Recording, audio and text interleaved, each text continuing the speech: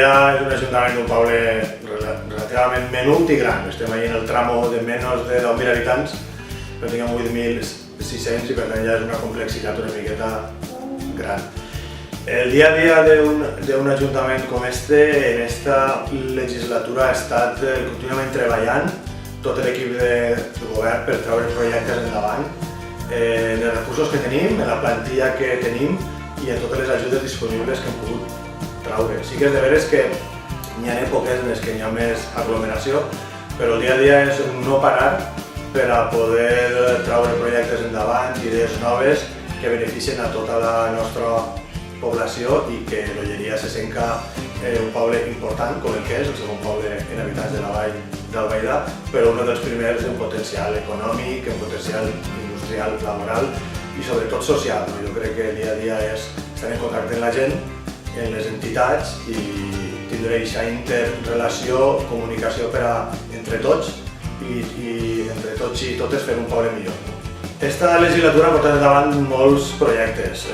Te podria dir uns quants com per exemple la inversió de vora 700.000 euros en el polígon industrial del Carrascoc en unes mesures per a millorar les accions contra els incendis, per a millorar la seguretat i per a millorar també l'habitabilitat i ús de tota la zona. Estem parlant d'una inversió molt gran que ha sigut finançada íntegrament per la Conselleria d'Economia Sostenible i per tant entenem que és una inversió molt gran, també en un lloc on se produeix la major riquesa de la nostra població, per tant entenem que és un lloc també en el que s'ha d'invertir. Un altre lloc en el que també hem estat posant tot el nostre esforç ha sigut en l'adequació de l'entorn urbà. Hem fet millores en asfaltat de carrers i millora d'accessibilitat per a totes les persones, acondicionant voreres i eliminant-ne en aquells llocs on no eren servibles o on no feien ninguna funció. Una altra de les coses que hem fet també ha sigut donar suport a 85 empreses que han obtingut algun tipus d'ajuda, bé per innovació, bé per creació o bé també per contractació de gent indefinida. Una altra cosa que també hem fet ha sigut invertir en zones esportives.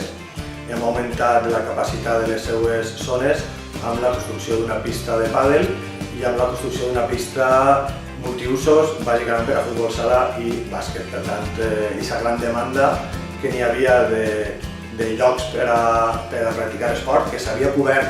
parcialment amb l'obertura de les escoles de primària,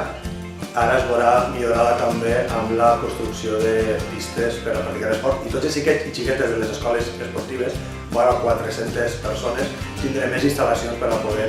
practicar esport. Una altra cosa també que podem destacar és les inversions en els centres escolars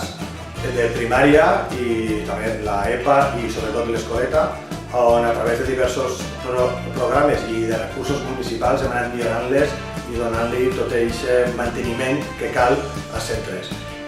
També hem invertit en la millora del centre de dia,